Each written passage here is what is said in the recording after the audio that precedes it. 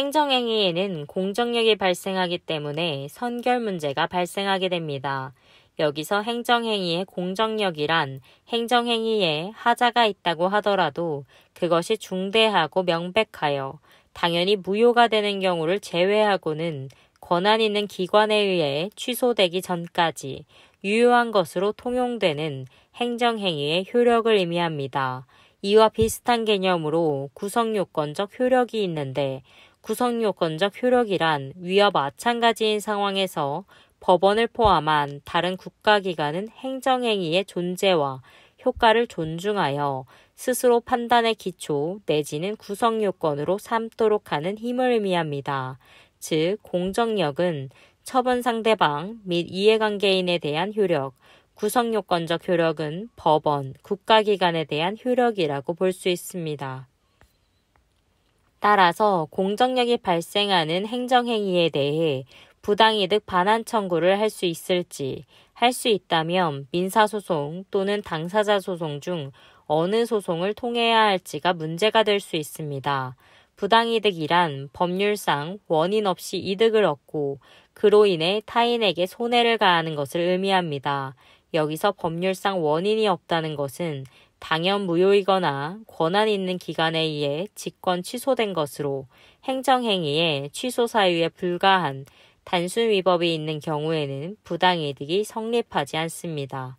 판례는 조세의 과오납이 부당이득이 되기 위해서는 납세, 조세의 징수가 실체법적으로나 절차법적으로 전혀 법률상의 근거가 없거나 과세처분의 하자가 중대하고 명백하여 당연 무효여야 하고 과세처분의 하자가 단지 취소할 수 있는 정도에 불과할 때는 과세관청이 이를 스스로 취소하거나 항고소송 절차에 의해 취소되지 않는 한 그로 인한 조세의 납부가 부당이득이 된다고 할 수 없다고 판시하고 있습니다.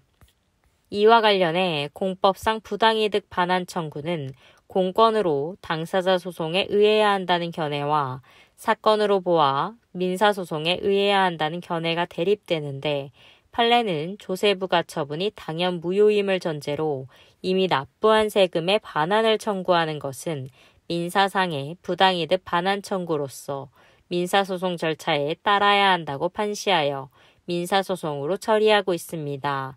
이 문제에 대해 좀 더 자세히 살펴보자면 주로 과세관청의 과세처분의 하자로 납부한 세금에 대한 부당이득 반환 청구 소송을 민사법원 스스로 심사할 수 있는지가 문제가 되는데 이 같은 경우 행정처분의 당연무효 여부 자체가 선결 문제인지 아니면 취소할 수 있는 위법 사유가 있는 정도에 그칠 것인가가 문제가 됩니다.